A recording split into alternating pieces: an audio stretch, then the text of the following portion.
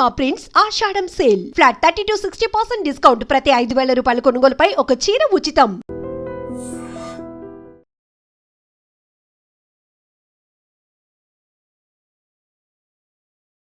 Hi hello నమస్తే, welcome back to our channel. నేను మీ వైషు. ఈ మధ్య కాలంలో ప్రియుడితో కలిసి ఉండడానికి భర్తను చంపేసిన వాళ్ళ సంఘటనలు చూస్తుంటేనే భయపడుతుంటే మానవ సంబంధాలని మంట కలిపేలాగా తల్లిని అంటే ప్రేమకు అడ్డొస్తుందని ఒక 18 ఏళ్ళు కూడా లేని బాలిక తల్లినే చంపేసింది ప్రియుడితో కలిసి.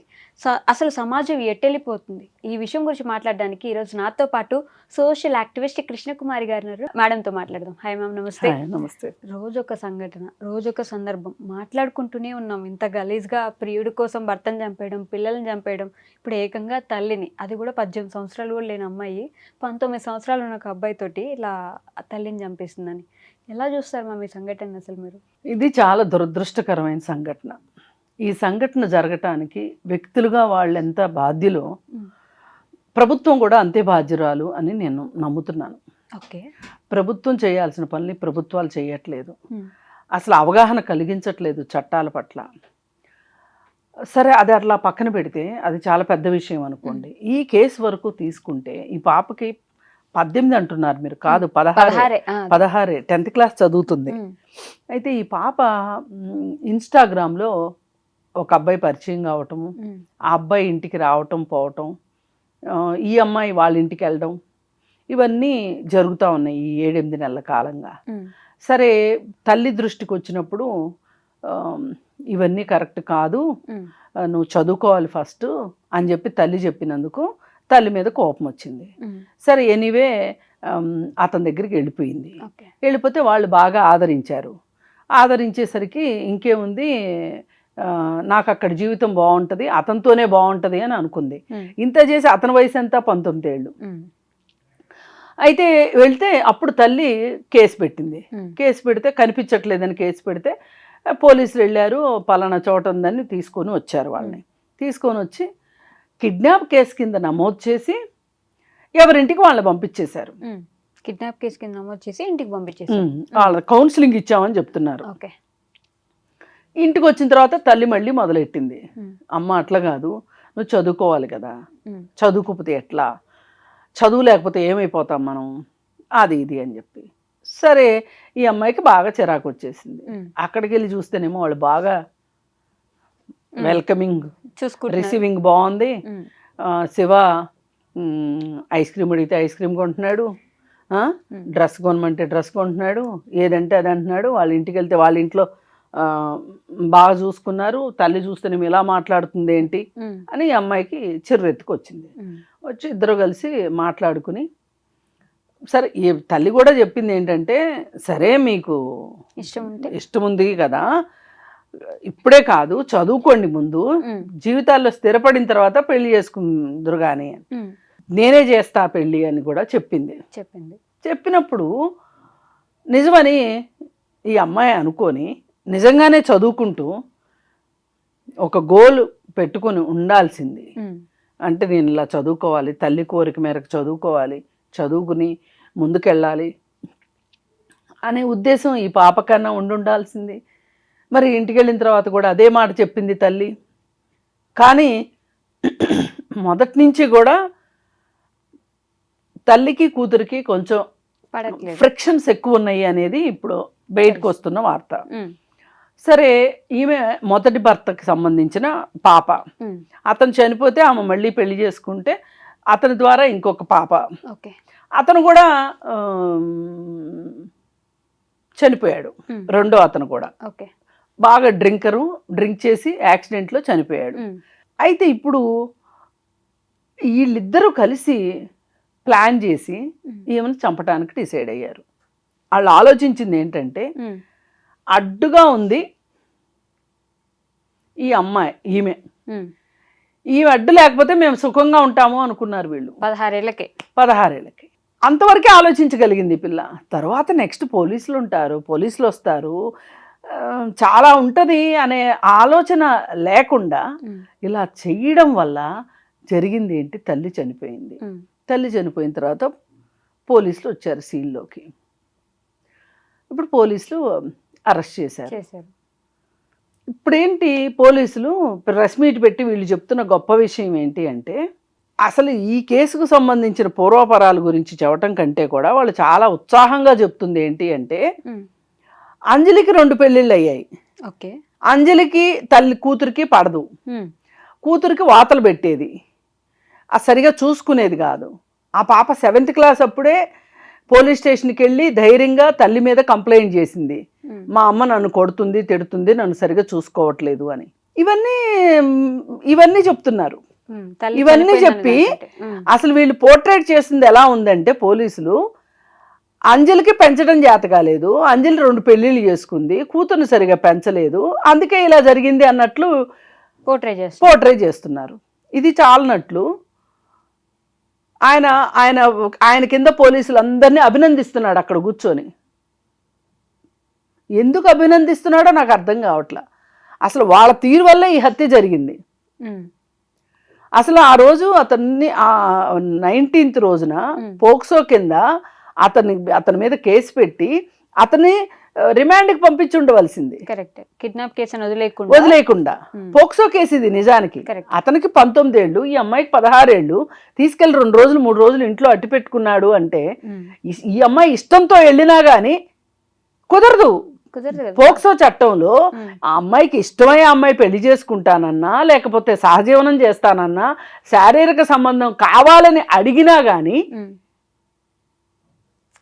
కుదరదు, చట్టం ఒప్పుకోదు. ఇది ఎందుకు ఈ పోలీసులు కన్వీనియంట్ గా మర్చిపోయారు అంటే, పోలీసులకి ఇంత చర్మం మొద్దుబారిపోయిందా? ఇప్పుడు నాకు తెలిసిన చట్టం నీకెట్లా తెలియలేదు, పోలీసుకి నీకు తెలియాలి కదా. సినిమాలు కూడా వస్తున్నాయి కదా, సినిమాలు కూడా వచ్చింది. మొన్న ఈ మధ్య కోర్ట్ అనే సినిమా వచ్చింది పోక్సో యాక్ట్ గురించి.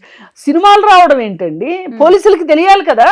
ఒక చట్టం ఉంది అంటే ఆ చట్టం గురించి తెలియాలి, ఈ చట్టాన్ని ఇక్కడ వాడాలని తెలియాలి. అదే అతన్ని కనుక రిమాండ్కి పంపించినట్లయితే ఈ మర్డర్ జరిగేది కాదు. ఇంకెవరితో కలిసి చేసేది ఈ అమ్మాయి? అసలు వీళ్ళు కౌన్సిలింగ్ ఇచ్చామని చెప్తున్నారు అంటే ఏం కౌన్సిలింగ్ ఇచ్చారు? ఇద్దరు కలిసి చంపండి అని కౌన్సిలింగ్ ఇచ్చారా వీళ్ళిద్దరికి? అందరిని వరుసపెట్టి అభినందిస్తున్నాడు ఆయన. ఇది కేవలం ఈ హత్య జరగడానికి పోలీసుల నిర్లిప్తత, నిరాసక్తత, నిర్లక్ష్యమే కారణం. హై ప్రొఫైల్ కేసులు, రియల్ ఎస్టేట్ కేసులు, పెద్ద పెద్ద వాళ్ళ ఇళ్లలో జరిగే కేసులకైతే పోలీసులు ఉత్సాహం చూపిస్తారు, ఎందుకంటే అక్కడ జల డబ్బులు రాలుతాయి కాబట్టి. ఈ కేసులో అసలు వీళ్ళకి ఇంట్రెస్టే లేదు. అసలు ఇది ఏదైతే అది అవుతుంది. ఒక ప్రాణం పోయింది అయినా కానీ ఇంత జరిగాక పోలీసులు అభినందిస్తున్నాడు ఆయన. అసలు ఎక్కడ అసలు ఈ విషయం గురించి అవసరమైతే ఈ రాష్ట్రానికి హోమ్ మినిస్టర్ ఎవరో తెలియదు, లా అండ్ ఆర్డర్ ఎవరు చూస్తున్నారో తెలియదు, రేవంత్ రెడ్డి గారికే తెలియాలి. ఆయన మాట్లాడాలి ఈ కేసు గురించి. అసలు ఇది చాలా తీవ్రమైన విషయం. ఎట్లా మీరు పోలీసులు మీ డ్యూటీ మీరు ఎట్లా చేయకుండా ఉంటారు? ఇది కాకుండా ఇప్పుడు ఆ తల్లి ఇంటర్వ్యూ తీసుకుంటే అసలు సమాజం ఎంత అధ్వాన పరిస్థితిలో ఉందో, ఎంత ఇన్సెన్సిటివ్గా ఉందో మనకు అర్థమవుతుంది. ఆమెను చంపటం కరెక్టే అంటుంది శివ తల్లి. అమ్మ నీ పిల్లలు ఇద్దరిని పోలీసులు పట్టుకెళ్ళారు కదంటే ఏమవుతుంది, తీసుకొచ్చుకుంటాం. ఏంటి అసలు మరి ఎలా తయారైపోతున్నారు మ్యామ్? ఆలోచనలో కూడా కనీసం తల్లికి కూడా జ్ఞానం లేకపోతే ఇప్పుడు ఆ తల్లిని గురించి అసలు ఆ తల్లిని మీరు ఇప్పుడు ఇంటర్వ్యూలో వచ్చింది, అది వేరే విషయం, అది పోలీసుల దృష్టికి వెళ్ళకపోవచ్చు. కానీ ఈరోజు వచ్చిన పేపర్లో వచ్చింది ఏంటి అంటే, ఈమె వీళ్ళింటికి వెళ్ళింది, ఎవరింటికి, చనిపోయిన అంజలి ఇంటికి వెళ్ళి, మీ అమ్మాయి మా అబ్బాయిని ఇష్టపడుతుంది కాబట్టి మీ అమ్మాయిని పంపించేయి, మేము సాదుకుంటాము అని చెప్పి అడిగింది అని చెప్పి పేపర్లో వచ్చింది. ఇది మా దృష్టిలో లేదు అని చెప్తున్నారు పోలీసులు. ఇప్పుడు ఈ అమ్మాయి చెప్పిన దాని ప్రకారం మాట్లాడిన వీడియో, ఈ వీడియో సాక్ష్యంగా చూస్తే ఈమె వెళ్ళే ఉంటుంది ఖచ్చితంగా. ఇప్పుడు మా పిల్లోని మేము తెచ్చేసుకున్నాము, వాళ్ళ పిల్లని వాళ్ళు తీసుకెళ్ళిపోయారు, ఆ అమ్మాయి పిలిచే కదా హత్య చేయమంది, ఇందులో మా అబ్బాయి తప్పేంటి అంటుంది. అసలు ఎక్కడ ఒక మనిషిని నా కొడుకు ఒక తల్లి ఒక ప్రాణం తీశాడు, నా పిల్లలిద్దరు అనేది ఆ అమ్మాయి మొహంలో కనిపించట్లేదు. అయితే ఏమైద్ది, వస్తాడు నిదానంగా బయటికి, ఇలా అనుకుంటుంది. ఇలా అనుకుంటుంది. అంటే ఇప్పుడు ఈ పరిస్థితులన్నీ చూశాక, ఈ సమాజం పరిస్థితులు చూశాక, ఈ సమాజం ఎందుకు ఇంత నిరాసక్తంగా, ఇంత ఇన్సెన్సిటివ్గా అయిపోతుంది? చట్టాల పట్ల అవగాహన లేదు. అసలు 18 ఏళ్ల లోపు అమ్మాయితోటి నేను ప్రేమాయణం చేయకూడదు అనే విషయం, అది ప్రేమ ఆకర్షణ అది వేరే విషయం, అతనికి తెలియలేదు. ఈ అమ్మాయికి తెలియలేదు అంటే ఇప్పుడు ఈమెని మైనర్ కాబట్టి అసలు తనని ఏం అనలేని పరిస్థితి. ఇప్పుడు ఇంకొక మైనర్ని తీసుకొని వచ్చాడు వాడు శివ. ఆ తల్లికి అసలు చీమ కుట్టినట్టుగా అనిపించట్లే. 16 మా ఇంటికి వచ్చింది కదా, మా ఇంట్లో బాగానే ఉన్నది కదా, ఫ్రీగా వచ్చేది కదా, ఇన్నాళ్ళు కూతురు ఎలా ఉంది, ఏం చేస్తుంది, ఎక్కడెక్కడ తిరుగుతుంది పట్టించుకోకుండా మా ఇంటికి వచ్చినప్పుడే కేసు పెట్టింది ఆవిడ. ముందంతా ఏం చేసింది అని అడుగుతుంది. పిల్లలే కదా, తల్లి కూడా సెన్సిటివ్గా బిహేవ్ చేయట్లేదు. పోలీసులు చాలా ఇన్సెన్సిటివ్గా ఉన్నారు. ఒక తల్లి ప్రాణం పోయింది. ఇప్పుడు తల్లి ప్రాణం పోవడమే కాదు, 3 నేరస్తులు అయ్యారు ఇక్కడ. ఇప్పుడు ఈ అమ్మాయి జువైనల్ చిన్నపిల్ల కాబట్టి, మైనర్ కాబట్టి జువైనల్ హోమ్లో ఉంచుతారు, అది వేరే విషయం. ఈ జువైనల్ హోమ్లో ఏమి ఆ అమ్మాయి పరివర్తన చెంది బయటకు వచ్చి ఎలా ఉంటుంది? ఇంక ముందు ఎంత జీవితం ఉంది, బోలెడు జీవితం ఉంది. ఇప్పుడు ఆ అమ్మాయికి ఎవరున్నారు, ఎవరు ఆదరిస్తారు రేపు పొద్దున? అయిపోయిందా? ఇప్పుడు ఈ అబ్బాయిలు ఇద్దరు మేజర్కి ఎక్కువ కాలం శిక్ష పడే అవకాశం ఉంది. ఈ మైనర్కి 1 సంవత్సరంలోనో 6 నెలల్లోనో వాడు మేజర్ అయితే గనక అతనికి శిక్ష అయిపోతుంది. అయిపోతే వాడు బయటకు వచ్చిన తర్వాత వాడేమి పరివర్తన చెంది బయటకు వస్తాడు. ఒకవేళ పరివర్తన చెందకపోతే రేపు పొద్దున ఓహో ఇంతేనా, అవసరమైతే మా అమ్మని మా నాన్న చంపేస్తా అనేలాగా అయిపోతే ఇంకేం చేస్తాము ఈ సమాజంలో? మరి ఎందుకు అంత కఠినంగా ఆలోచిస్తున్నారంటారు? ఏం లేదు, ఆలోచన ఒక స్థాయిని దాటి ఆలోచించడానికి బుర్రలు ఇష్టపడట్లేదు, బుర్రలు ఖాళీ ఉండట్లేదు. దీనికి సోషల్ మీడియా కారణం. 6 ఏళ్ల అమ్మాయికి ఇన్స్టాలో ఇతను పరిచయం అయ్యాడు. అసలు ఇన్స్టా ఇప్పుడు ఈ స్మార్ట్ ఫోన్ వల్లనే సగం వచ్చింది. సరే, ఈ స్మార్ట్ ఫోన్లు వచ్చి సమాజంలో ఇలాంటి పరిస్థితులు వస్తున్నాయి, వీటిని ఎట్లా ఎదుర్కోవాలి అని ప్రభుత్వానికి ఏమాత్రం చిత్తశుద్ధి లేదు.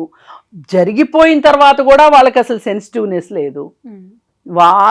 కేవలం ప్రభుత్వాలే దీనికి కారణం. అన్లిమిటెడ్ ఫోన్లు, స్మార్ట్ ఫోన్లు, అన్లిమిటెడ్ డేటా, ఫ్రీ డేటా ఇవన్నీ ఇచ్చేసి వీళ్ళు ఫోన్ తప్పితే ఫోన్లో నుంచి తలలు బయటికి పెట్టని పరిస్థితి. 16 సంవత్సరాలకి అసలు పెళ్లి చేసుకుని ఏం చేద్దామని. అదే కదా, ఇప్పుడు 18 ఏళ్ళు దాటిన వాళ్ళు మేజర్లు అయిన వెంటనే పెళ్లిళ్ళు చేసుకుని మళ్ళీ 6 నెలలకో సంవత్సరానికో డొమెస్టిక్ వైలెన్స్ కేసులు పెడుతున్నారు. ఎంత మందిని చూడలేదు మనం.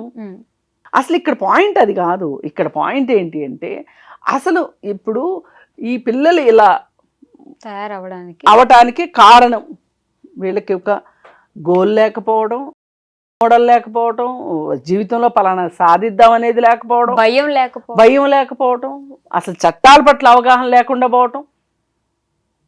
చట్టాల పట్ల అవగాహన ఎందుకు కల్పించదు ప్రభుత్వం? స్కూళ్ళలో ఎందుకు చెప్పట్లేదు? స్కూళ్ళల్లో చెప్పాలా? నిర్భయ చట్టం క్లియర్గా చెప్పింది, ఖచ్చితంగా నిర్భయ ఫండ్ పెట్టి ఆ ఫండ్ ద్వారా పాఠ్యాంశాల్లో చిన్నప్పటి నుంచినే వీళ్ళకి చట్టాల పట్ల అవగాహన కలిగించాలి అని చెప్పి ఏమన్నా మొదలైందా? లేదు. అసలు ఆ నిర్భయ ఫండ్ ఏమైపోయిందో, అసలు ఆ నిర్భయ ఫండ్ కోసం పెట్టిన డబ్బులు ఎటు వెళ్తున్నాయో ఎవరికీ తెలియట్లా. ఏ రకంగా చూసినా ఇది నేను పోలీసుల నిర్లక్ష్య హత్యగా చూస్తాను, ప్రభుత్వాలకి పట్టనితనంగా నేను చూస్తున్నాను తప్పితే ఇది కేంద్ర ప్రభుత్వమా రాష్ట్ర ప్రభుత్వం అనేది కాదు. కేంద్రం చేయాల్సింది కేంద్రం చేయట్లేదు, రాష్ట్రాలు చేయాల్సింది రాష్ట్రాలు చేయట్లేదు. రేపు వీళ్ళ అధికారాలు కాపాడుకోవాలనుకుంటున్నారు తప్పితే వీళ్ళు ప్రజలకి కావాల్సింది చేసే దగ్గర మట్టుకు వీళ్ళు లేరు. ఇది ప్రభుత్వ వైఫల్యమే ముమ్మాటికి. ఇప్పుడు రేపు పొద్దున వీళ్ళు బయటకు వచ్చిన తర్వాత ఇంకా కరుడుగట్టి నేరస్తులుగా వస్తారా, లేకపోతే ఏదైనా సంస్కరించబడి వస్తారా అన్నదే ఇప్పుడు ప్రధానమైన అంశం అయిపోయింది. ఇప్పుడు పోయిన ప్రాణం ఎలాగూ రాదు, అంజలి చనిపోయింది, రేపు వీళ్ళ పరిస్థితి ఏంటి? అసలు వస్తే ఎవరు చూస్తారు బయటకు వస్తే ఆ అమ్మాయి పరిస్థితి ఏంటి, ఆ ఇద్దరు పరిస్థితి ఏంటి? అసలు ఆ తల్లి చాలా రికామీగా మాట్లాడేస్తుంది. మరి ఆ తల్లి ధైర్యం ఏంటి? తెలియంతైనమే ధైర్యమా? అయి ఉండొచ్చు. ఖచ్చితంగా ఏం ప్రశాంతంగా ఉంటారు కదా. ఉంటారు కదా. ఎటు వెళ్ళిపోతుంది అంటారు మ్యామ్ సమాజం అసలు? అదే భయం Final గా? వేస్తుంది చూస్తుంటే. Okay ma'am, thank you so much. Thank you.